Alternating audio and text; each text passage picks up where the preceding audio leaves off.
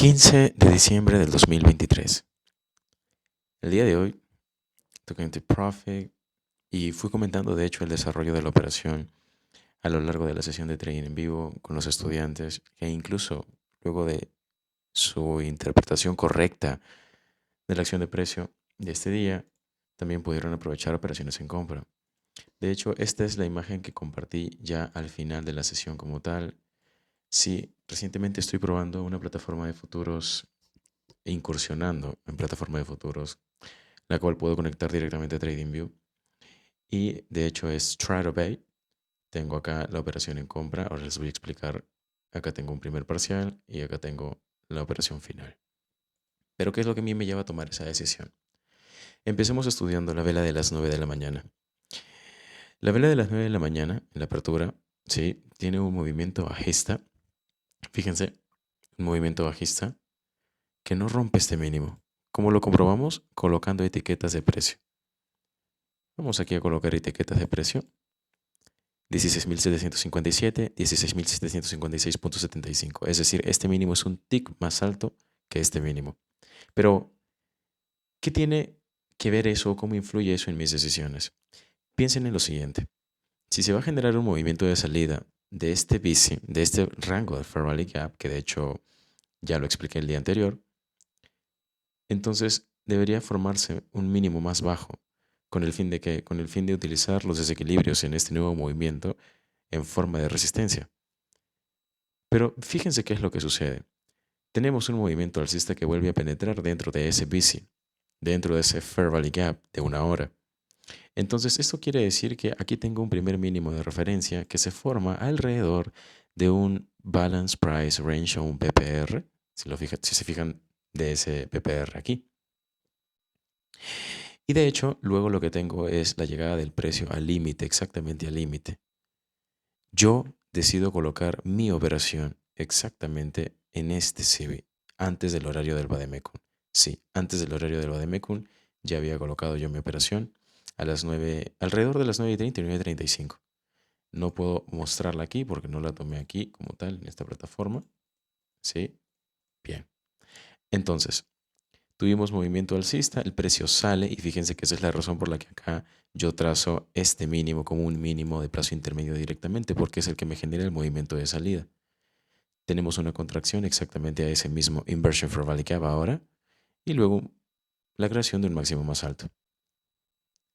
Aquí también tengo un mínimo de referencia, pero yo sé que la narrativa me ha de cambiar cuando se rompa este mínimo, puesto que si este mínimo se rompe, el precio puede cotizar aún dentro del Fair Value Gap de una hora y volver a salir en dirección alcista. Cuando luego tengo la formación de este mínimo antes de las 9:50 y un movimiento alcista, voy a encontrar un detalle que es súper interesante cuando se van a desarrollar tendencias. Si vamos a estar en tendencias alcistas, más allá de visualizar los cierres de las velas bajistas, que tienen que ser cada vez más altos y más altos y más altos, lógicamente, tenemos que enfocarnos en cómo es que el precio genera movimientos bajistas y dentro de esos movimientos bajistas, desequilibrios en forma de SIBI. ¿Por qué? Porque gracias a eso es que nosotros vamos a poder estar más seguros de que el precio en efecto ha de cambiar de dirección o ha de continuar en una dirección específica. Yo ya no necesito en estas instancias esperar que se rompa un máximo o que se rompa un mínimo. Date cuenta de esto, el precio llega aquí al origen de este SIBI, contrae y expande. Aquí tenemos un SIBI, el precio llega al origen de este SIBI, contrae y expande. Pero no me rompe el mínimo del movimiento que alcanza el origen del SIBI.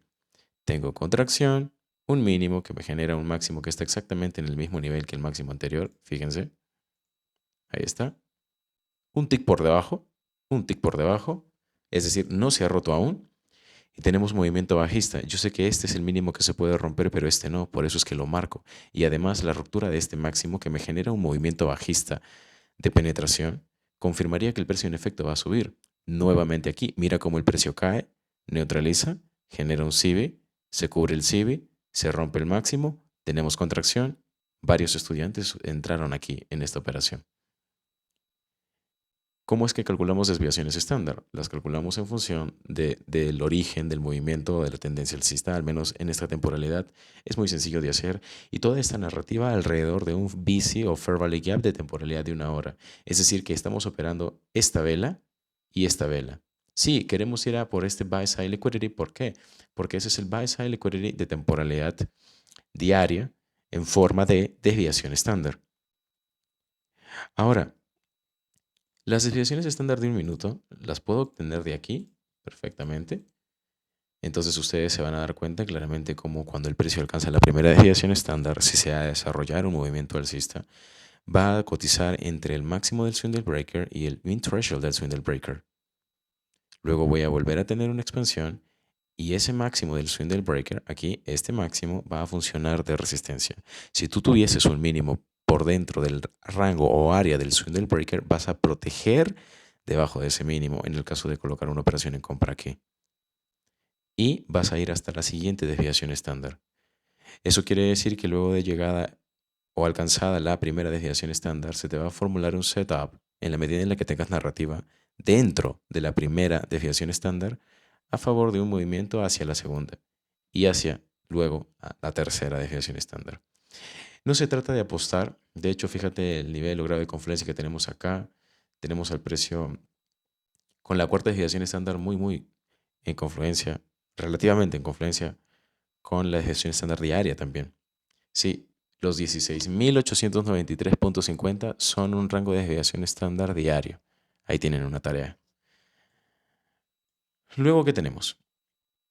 Si uno ingresa acá, por ejemplo, porque no pudiste ingresar acá, tienes que tener en cuenta que estás ingresando en un rango de desviación estándar inferior, por lo tanto vas a ir hasta la siguiente desviación estándar, considerando que debes tener un stop loss lo suficientemente prudente y que en la medida en la que el precio te dé profit en esa operación, tienes que ir sacando parciales o materializando el beneficio que se esté generando en esa operación. Lógicamente, dentro de este contexto debemos entender que hay máximos o mínimos que no se deben de romper. Este es un mínimo que no se tiene que romper. No hasta que el precio desarrolle su movimiento hacia la siguiente desviación estándar. Y siempre va a ser así. ¿Cuál es el obstáculo para que ese mínimo se rompa? Este balance price range. No necesitas que el precio penetre en el balance price range. Puedes usar únicamente sus límites como referencia y nuevamente, ya que ya el precio ha alcanzado la primera desviación estándar, podemos aquí hacer una actualización. Podemos tomar este mínimo y podemos tomar este máximo y volver a tener como referencia el máximo del swing del breaker dentro de un market shift de continuación. Entonces date cuenta cómo antes de que se alcance la primera desviación estándar, tienes aquí un setup en compra y alcanzada la primera desviación estándar, cerrarías esa operación. Sí, cerrarías esa operación. Al tener un mínimo aquí exactamente dentro del nivel o justo en el límite superior de este BPR, este mínimo no debería romperse. Cuando tenemos contracción, se rompe el mínimo de corto plazo que tenemos aquí. Este no, expansión alcista. Y luego, durante la sesión, si este mínimo se rompe, puesto que me genera el máximo más alto dentro de este contexto y después de haber codificado la narrativa de esta manera, entonces voy a tener un movimiento bajista.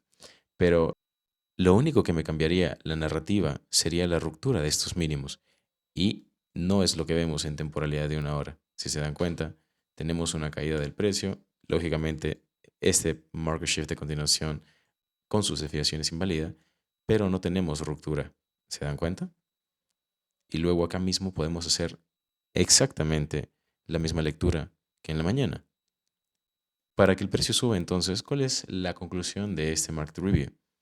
Que te enfoques ya no solo en los cierres de vela que tienen que ser cada vez más altos en cuanto a las velas bajistas, sino que te enfoques en cómo un CIBI se cubre por completo, incluso antes de que se rompa su máximo, y cómo ello te da la información para que el precio suba.